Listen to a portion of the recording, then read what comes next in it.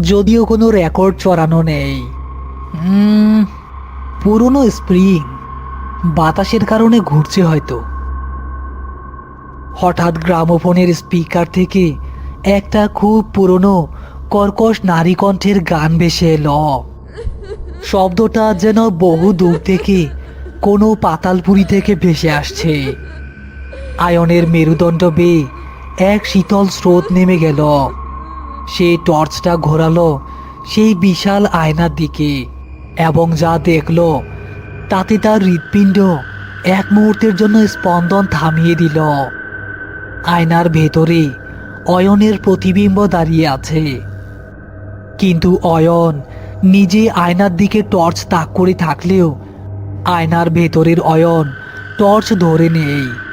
আয়নার ভেতরের অয়ন হাত নামিয়ে স্থির হয়ে দাঁড়িয়ে আছে। তার মুখটা মৃত মানুষের মতো ফ্যাকাশে, আর চোখ দুটো বড় বড় করে অয়নের দিকে তাকিয়ে হাসছে।